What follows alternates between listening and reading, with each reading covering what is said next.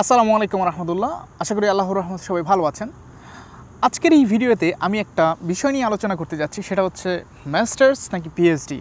আপনি যখন হায়ার স্টাডির জন্য কোনো একটি দেশে যেতে আগ্রহী থাকছেন, তার পরবর্তী প্রশ্ন যেটা আপনার মাথায় আসে সেটা হচ্ছে আপনি হায়ার স্টাডির জন্য মাস্টার্স প্রোগ্রামে যাবেন নাকি পিএইচডি প্রোগ্রামে। আসলে এটা হচ্ছে ডিফারেন্ট গোলের উপর ডিপেন্ড করে। আপনি আসলে কোন গোলের দিকে ফোকাস করছেন, কোনটি টার্গেট করে আপনি আসলে হায়ার স্টাডির জন্য দেশের বাইরে আসতে চাচ্ছেন, সেটির উপর ডিপেন্ড করে। তো আজকের এই ভিডিওতে এই বিষয়ে পুরোপুরি আলোচনা করতে যাচ্ছি। ধৈর্য ধরে পুরো ভিডিওটি দেখতে থাকুন। প্রথমেই আপনি আপনার নিজেকে প্রশ্ন করুন, আপনি কেন বিদেশে হায়ার স্টাডির জন্য যেতে যাচ্ছেন। তো আপনার যদি টার্গেট থেকে থাকে আপনি জ্ঞান অর্জন করবেন, তারপরে যে কোনো একটা ইন্ডাস্ট্রির সেক্টরে আপনি আপনার জব নেবেন, অথবা এনজিও বা ডেভেলপমেন্ট সেক্টরে অথবা সরকারি কোনো চাকরি সেটি আপনি করতে চান, তাহলে আপনার ফোকাস থাকা উচিত মাস্টার্স প্রোগ্রাম।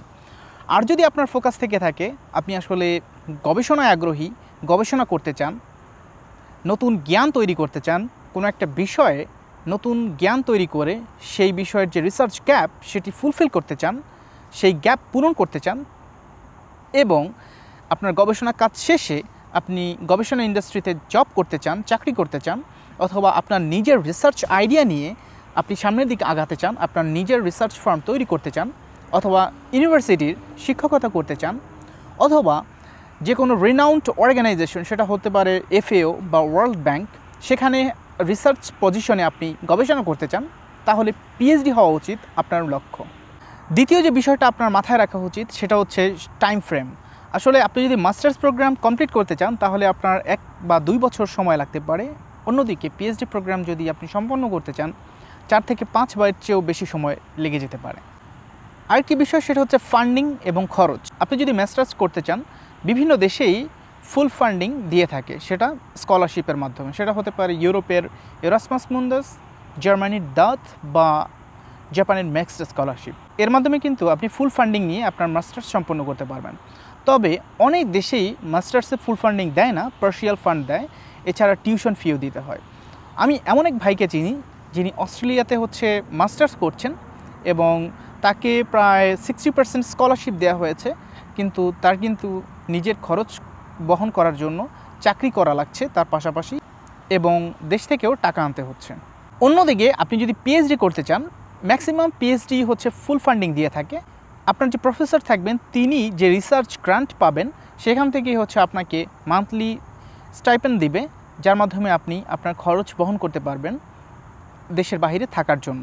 এছাড়া হেলথ ইন্স্যুরেন্স, টিউশন ফি মওকুফ, অনেক সুবিধা পেয়ে থাকবেন। সোজা কথা হচ্ছে আপনি যদি গবেষণা আগ্রহী হন এবং ফুল ফান্ডিং পেতে চান তাহলে আসলে পিএইচডি প্রোগ্রামই আপনার জন্য বেটার। অন্যদিকে আপনি যদি খুব দ্রুত কোনো একটি দেশে গিয়ে আপনার ডিগ্রি সম্পন্ন করে জব লাইফে যেতে চান তাহলে আপনার জন্য মাস্টার্স প্রোগ্রামই বেটার হবে। তো আসলে কোন দেশ মাস্টার্স বা পিএইচডির জন্য ভালো হবে? যদি মাস্টার্সের জন্য আগ্রহী হয়ে থাকেন তাহলে আপনার ইউরোপের বিভিন্ন যে দেশগুলো রয়েছে সেখানে আপনার ট্রাই করা উচিত।